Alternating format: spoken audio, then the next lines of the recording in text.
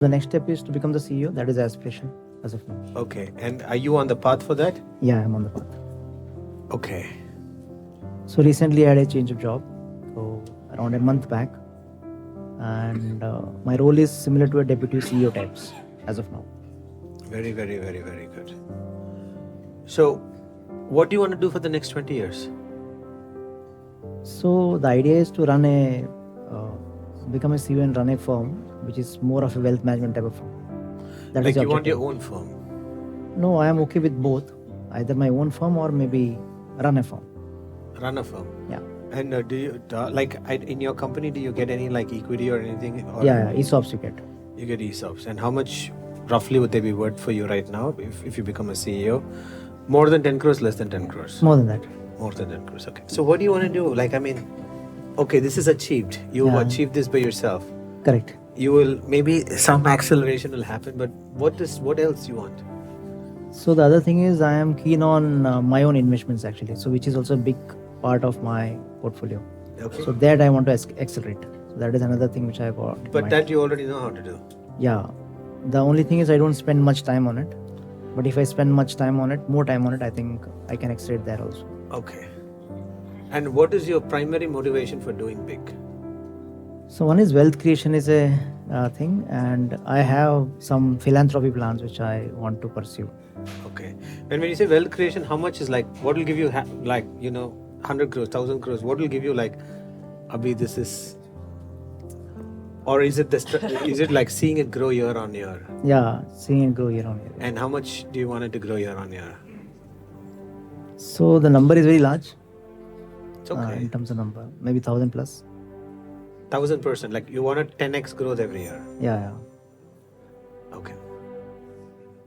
And based on the visibility that you might have that other people may not have, is that something that happens with the top 0.001 or that doesn't happen? Yeah, it happens with the top 0.001%. It does happen with the top 0.001%. And we are talking not in like small quantities, like large investments also goes by 10x. And so let me get the situation right.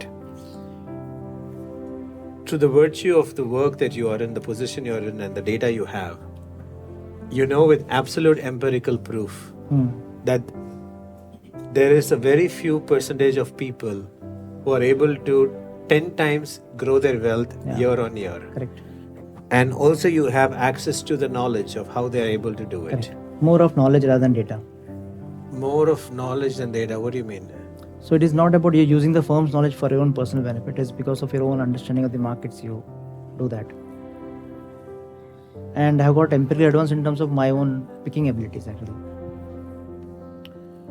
So you can't learn from the firm's data? You can learn. What stops you? So if you see the broking industry, it is a conflicted industry actually. I know. What I'm saying is I'm not asking you to be illegal in terms of learning and then using privileged information for investment. That's not what I'm saying. Yeah. But you can learn from data to understand what has worked for these people who are 10xing. That you can, but you haven't. Yeah. So that is public information also. It is not something which... well, I mean, he can't find out 10 people who is able to 10x their money every year. So that advantage I'll have. That advantage I'll have. You have, but you've not necessarily used that advantage to learn. Yeah. Okay, so what must be true?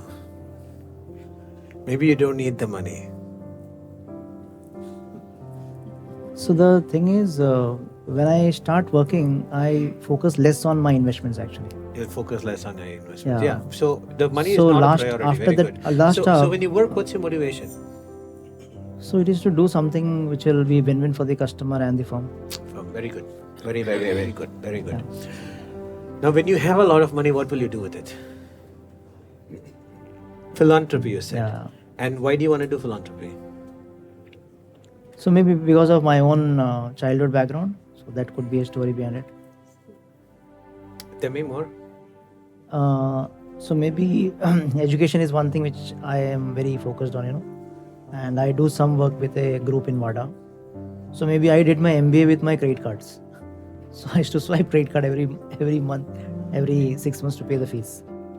So that is maybe one trigger. Very nice. Sometimes you can give people education, but you also need to give them the mindset that will allow them to grab that education. True. I think, which is something that you had. Yeah. And maybe you can look at how to give it to more Yeah. people. And I think EIT education will help you with this. What was your career trajectory to become a CEO for? So I spent almost 2 decades with IT Okay. before I got into then into. So I was the CEO for in the last 2 years. You were the? Chief Operating Officer for Securities, which is a smaller firm. But okay. Now this is a very large firm. So what was true? Like, what did you make happen in that made this job easier? And So I think last up helped actually. The Last up. website, 2 up helped actually. So that is when I changed, and I think I was able to fast track a lot of things very behind the curve. So that is what pulled me into you were able to fast track. So after up, you were able to fast track. fast track. Both get it as well as fast track. What was behind the curve for them? Good. So that saved you about 4-5 years. Yeah, I can say for 4 years. Right, because I was wondering, because the I age could do in and your 1.5 position. hours. Yeah, 1.5 years I could do what normally would happen in 5 years. Very nice. Very good. I think we'll accelerate a big. Thank you. Yeah. Okay.